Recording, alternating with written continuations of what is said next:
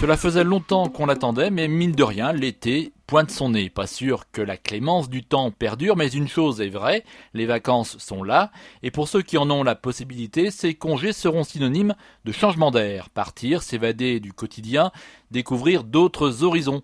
Et comme à chaque fois que l'on s'échappe de la routine habituelle, certaines habitudes ont tendance à être mises de côté, comme celles qui, tout au long de l'année, nous ont fait prendre soin de notre environnement. Alors, même loin de notre domicile, conservons les mêmes réflexes qu'à la maison, des gestes responsables pour préserver la nature en général et notre ressource en eau en particulier. Petit rappel, nous consommons en moyenne 137 litres d'eau par jour, soit l'équivalent d'une baignoire entière. Mais seulement 7% de cette consommation passe dans notre alimentation. Le reste sert à notre toilette, part dans les sanitaires ou est utilisé pour laver notre linge. L'été, dans les zones côtières, la population peut souvent être multipliée par 10 ou 20, mais les stations de traitement des eaux usées ne sont pas toujours à la hauteur de cette surpopulation.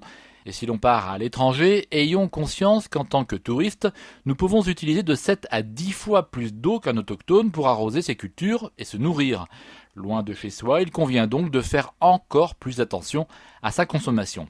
Le matin, même s'il peut être agréable de se prélasser dans un bon bain, le bilan de ce moment de détente est peu reluisant. Ce confort nécessite entre 120 et 200 litres d'eau, alors que sous la douche, seulement 50 litres d'eau sont nécessaires, à condition bien sûr de ne pas y rester des heures. D'autant que si l'on est en camping, on risque aussi d'agacer nos voisins qui vont faire la queue et découvrir que le ballon d'eau chaude des sanitaires collectifs est vide, d'où une surconsommation d'électricité ou de gaz pour le propriétaire qui, l'an prochain, n'hésitera pas à augmenter la facture pour couvrir notre inconséquence.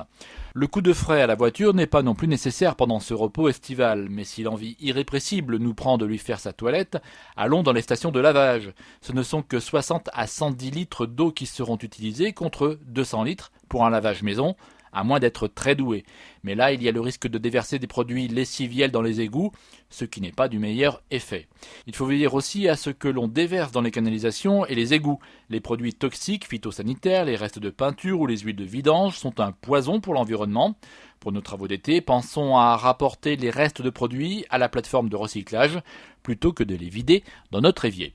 Ne pas se débarrasser non plus des médicaments dans les WC ou dans la poubelle. Relâchés dans la nature sans traitement, ces médicaments bouleversent l'écosystème. Un détour chez le pharmacien est donc obligatoire. Et d'une manière générale, ne confondons pas les WC avec une poubelle.